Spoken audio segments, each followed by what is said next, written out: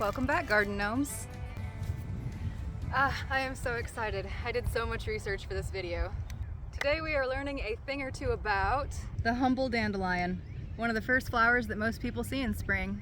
You probably grew up being told that these are weeds, but did you know that they're actually edible from tip to tail?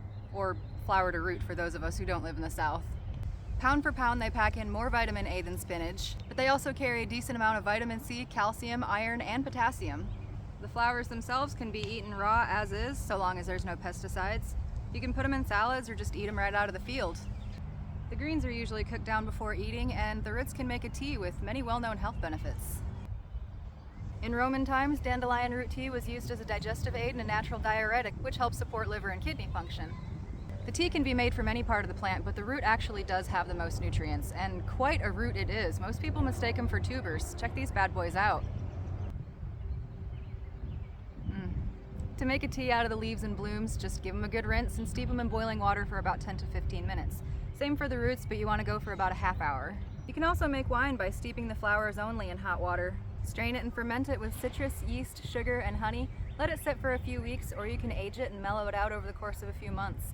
It's very floral, and depending how much lemon juice you put in it, can pack a little punch.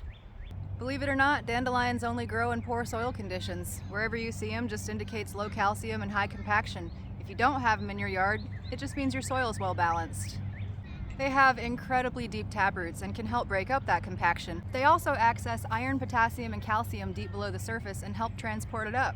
This does make them incredibly difficult to remove though, especially because they can regrow from just a single piece of taproot, but hopefully by the end of this video you won't want to remove them. Roots on average hit about 18 inches or so, but in rare cases and looser soils they can reach up to 15 feet. These incredibly deep taproots not only store energy and nutrients, but they can give the plant a lifespan of 10 to 13 years.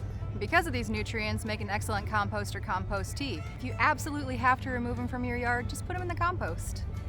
These little guys are some of the first blooms of the spring, and they are a pollinator powerhouse. A lot of bees and butterflies depend on them. The pollen and nectar support over 90 different types of bee, as well as 25 different types of butterfly, and over 62 types of hoverfly. Those guys are the soldiers that you want in your garden. They eat the bad guys like thrips, mites, aphids. Once they go to seed and make a puffball, they offer a feast to goldfinches and house sparrows. A feast it is, as each plant can produce up to 10 flowers, each flower giving up to 170 seeds. See, each flower is actually around 200 florets, or tiny individual flowers, and each one will become a seed.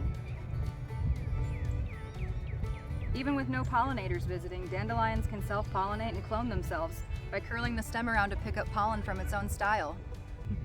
Still think they're an undesirable weed? What if I were to tell you that in 1620 they were brought over on the Mayflower itself? Yeah, that Mayflower. Brought over to the old US of A to be planted and cultivated for its edibility and its medicinal values. Even more surprising, no matter how much they spread, they're actually not invasive, because they won't invade or overwhelm healthy soils. If they do pop up in your garden, it just means that your garden needs a little help, and they're gonna give it. Give your dirt what it needs, and the dandelions won't come back.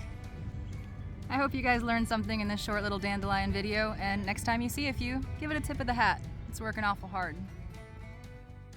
Thank you guys so much for joining me. For exclusive videos, bonus content, chats, and flirty photos, visit our Patreon below.